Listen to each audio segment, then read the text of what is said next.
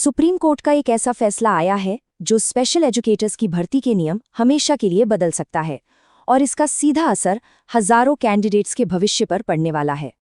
तो आखिर ये सारा मामला है क्या? सवाल बस इतना सा है कि स्पेशल एजुकेटर्स की भर्ती के लिए असल में क्वालिफिकेशन चाहिए क्या? ये कन्फ्यूजन इतना बड़ा हो गया था कि इसे सुलझाने के लिए सुप्रीम कोर्ट को खुद मैदान में उतरना पड़ा। तो चलिए, इस पूरे कानूनी मामले को और भी आसानी से समझने के लिए हमने इसे 5 हिस्सों में बांट दिया है। एक एक करके इन सभी को देखते हैं। सबसे पहले ये समझते हैं कि ये पूरा कन्फ्यूजन शुरू कहाँ से हुआ। एक ही नौकरी के लिए ये दो योग्यताओं वाला चक्कर आखिर है क्या? देखिए, इस पूरे मामले की जड़ में ना 2 तरह की क्वालिफिकेशंस हैं। पहली है टेट, यानी टीचर एलिजिबिलिटी टेस्ट। अब ये तो आप जानते ही होंगे कि भारत में अगर टीचर बनना है तो टेट पास करना ही पड़ता है। इसके बिना तो आप टीचर बन ही नहीं सकते, ये तो एकदम अनिवार्य है। और दूसरी तरफ है RCI, यानी रिहैबिलिटेशन काउंसिल ऑफ इंडिया की क्वालिफिकेशन। ये वो संस्था है जो खास तौर पर स्पेशल एजुकेशन के प्रोफेशनल्स के लिए नियम बनाती है। और मजे की बात यह है कि अब तक सब यही मानकर चल रहे थे कि स्पेशल एजुकेटर्स के लिए सिर्फ RCI की ये क्वालिफिकेशन ही काफ़ी है। तो अब चलते हैं सेक्शन 2 पर और देखते हैं कि इस सुनवाई से पहले तक खुद सुप्रीम कोर्ट इस मामले के बारे में क्या सोच रहा था। आपको जानकर हैरानी होगी कि 7 मार्च 2025 के एक पुराने ऑर्डर के हिसाब से कोर्ट भी यही मान रहा था कि स्पेशल एजुकेटर्स के लिए सिर्फ RCI क्वालिफिकेशन ही जरूरी है। सब कुछ एकदम सीधा साधा लग रहा था, है ना? लेकिन कहानी में बहुत बड़ा ट्विस्ट आने वाला था और यहीं पर मामला गर्मा गया। कोर्ट की इस पुरानी सोच को सीधी चुनौती दी उत्तर प्रदेश सरकार के वकीलों ने। उनकी दलील एकदम साफ थी, RCI तो ठीक है, लेकिन उसके साथ साथ टेट भी उतना ही जरूरी है। बस यहीं से 2 अलग-अलग दलीलों का टकराव शुरू हो गया। अब आता है कहानी का सबसे बड़ा टर्निंग पॉइंट, एक ऐसा सबूत जिसने कोर्ट को भी अपनी पुरानी सोच पर दोबारा गौर करने के लिए मजबूर कर दिया। अब सीन में एंट्री होती है एक अमिकस क्यूरी की।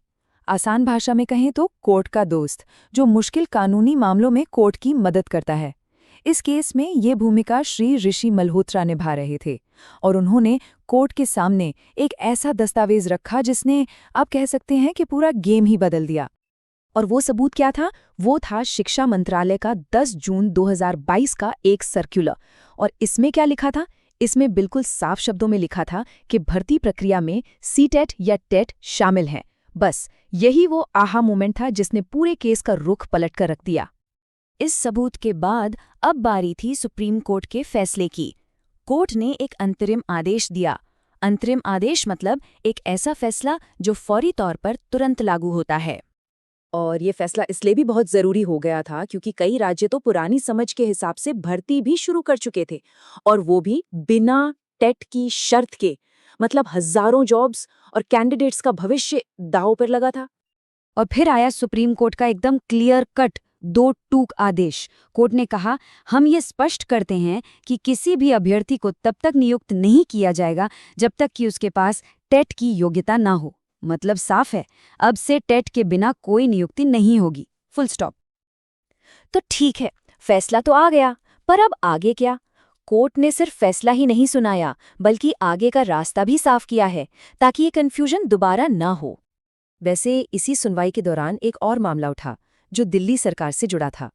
शिकायत थी कि दिल्ली ने 2022 और 2030 की मेरिट लिस्ट अब तक जारी नहीं की है। कोर्ट ने इस पर भी तुरंत एक्शन लिया और 2 हफ्ते के अंदर लिस्ट जारी करने का हुक्म दिया। तो इस पूरे कन्फ्यूजन को हमेशा के लिए खत्म करने के लिए कोर्ट ने 3 बड़े काम दिए हैं। पहला, NCTE यानी national council for teacher education अपना स्टैंड साफ करे। दूसरा, जिन भी राज्यों ने बिना टेट के विज्ञापन निकाले थे वो सब कोर्ट में जमा कराएं। और तीसरा, इस मामले पर अगली सुनवाई 2 दिसंबर 2025 को होगी। तो देखा आपने कैसे एक सरकारी सर्कुलर ने भर्ती के पूरे नियम ही बदल दिए। लेकिन ये पूरा मामला अब एक बहुत बड़े सवाल पर आकर रुक गया है। सुप्रीम कोर्ट के इस फैसले का उन हजारों उम्मीदवारों के भविष्य पर आखिर क्या असर होगा जो भर्ती की लाइन में खड़े हैं? इसका जवाब तो खैर अब वक्त ही बताएगा।